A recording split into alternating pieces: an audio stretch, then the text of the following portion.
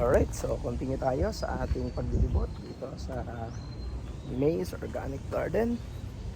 So ayan po ang ating location. Napakaganda ng lugar na to.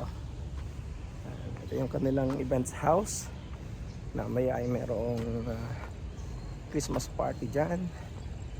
Ito yung kanilang swimming pool. Pwede kayong mag-swimming kung kayo ay nandito sa Bacolod. Maganda yung kanilang location. Maraming mga halaman, may lagoon. Yan. Tingnan nyo, ang ganda ng swimming pool.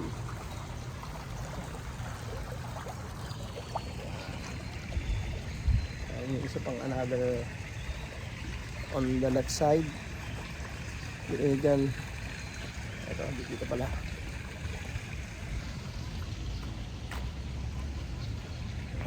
Yun yung tinatawag nilang glass house. Meron dito ang lagoon.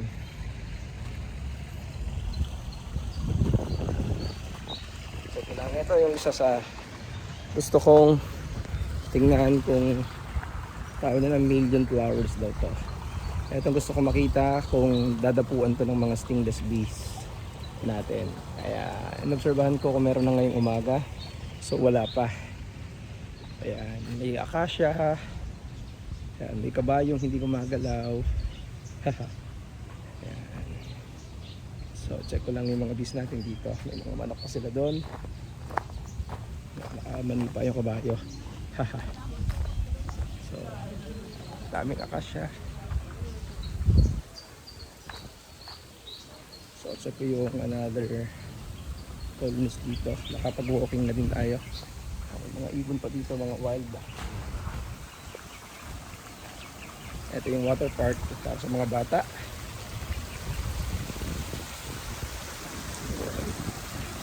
So mayroon tayong swimming pool dito. Ito yung another 2 sets natin. Check natin kung kamusta sila. Ito yung isa natin. Alright, so alright.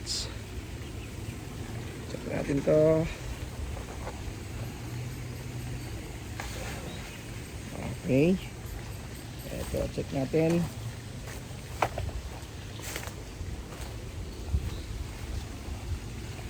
Yan. So maglalabas pa sila ng mga patay kasi 3 araw silang nakasako. So most probably maglalabas ang mga to ng mga patay na bees. Pero mabilis naman makaka-recover ang mga bees natin dahil ang reyna natin ay umiitlog ng 500 a day.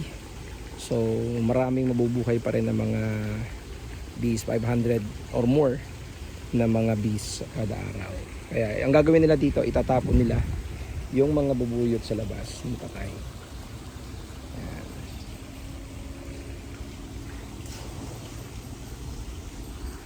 So ayan po. So ganyan po ako mag-alaga ng mga bubuyog. Atin munang sinisilip pagkatapos nating install. Lalo po na malayo ito, kaya kailangan natin tingnan kung ano ang nangyayari sa ating mga bees.